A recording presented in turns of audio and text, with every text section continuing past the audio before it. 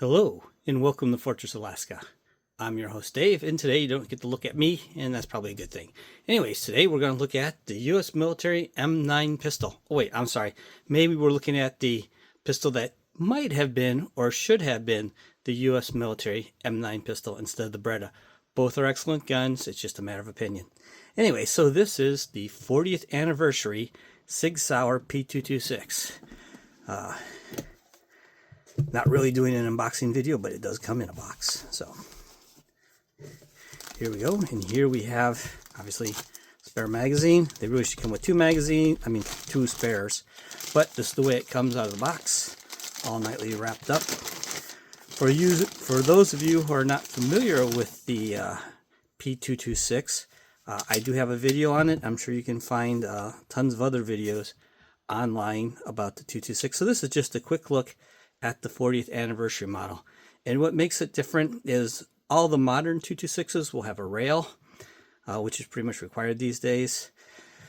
This also has different grips. Now these grips are not the plastic grips that were on the original, but these are actually aluminum, milled aluminum, and the checkering is sharp. You will definitely feel grip on that. They are two side pieces that are machined, and then grip screws hold them in place. Get fancier grip screws if you want. Nice checkering in the front. You definitely get a good grip on this gun. So, and for those of you not familiar with the 226, let's just go over some of the basic features. Obviously, it's a 9x19 millimeters, 9x19 handgun, military style. It is a full-size duty pistol. You can use it for concealed carry. I carry sometimes a 229, sometimes a 226. Did I call this a 229? It's a 226. Anyways, and I also carry larger pistols at time. So what you have here is your slide stop, slide release, the decocker mechanism, because it's a decocking pistol. It has no external safeties. It has internal safeties only. So once again, if the hammer is back and you want your hammer down, you just decock it. Quite simple. Takedown lever, obviously trigger. Basic 3-dot sights, nothing fancy, but they work. The magazine release is not ambidextrous, but it can be moved from side to side. Standard magazine, metal 4 plates, makes it nice. Basically, just an all-around good duty pistol, carry pistol, home defense pistol, whatever you want it to be. If you don't use a rail, it's nice not to have one. Just takes some mass off the gun. Makes it a little bit slimmer and easier in holsters.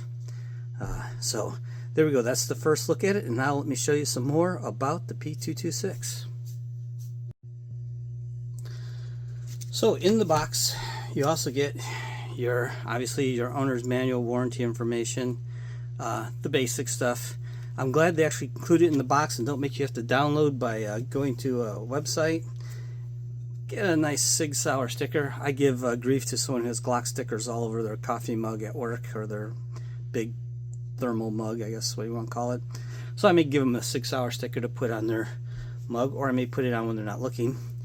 You also get the 40th anniversary limited edition instruction manual, which is quite detailed. There's a lot of stuff in here. I'm very familiar with the 226, so I'll just give it a cursory view at times, see if there's anything in there I might want to note in particular.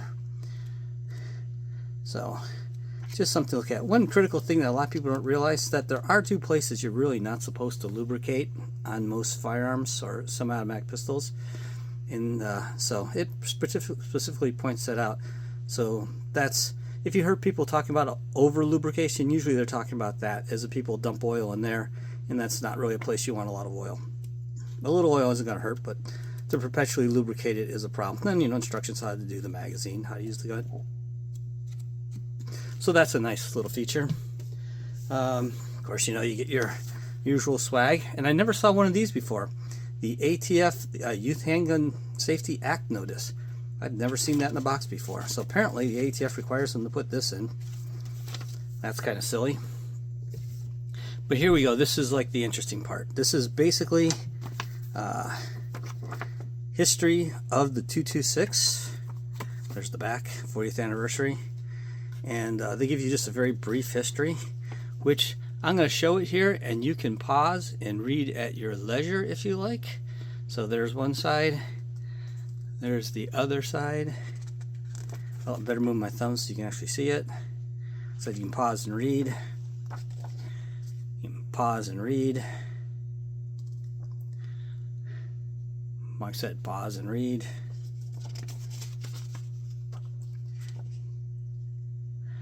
Some of the more modern ones, the Legion guns are awesome. I have a 220 in Legion, and I'll probably end up with a 226 in the Legion, and probably a 229 also in time.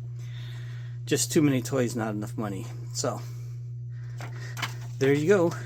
That is the SIG P226 40th anniversary model, which might have been the US M9 service pistol. There's a lot of mythology about what happened there, but the basic bottom line is both the Beretta and the SIG met all the military requirements, and it came down to nothing more than price. So you can hear all kinds of other stories, but really the only reason was price. So there you go, the SIG P226 40th anniversary model. Thank you for watching. Once again, this is your host Dave. Please like, subscribe, share, do all the algorithm stuff, put notes and comments. It is appreciated. So as always, have a great day and get out shooting.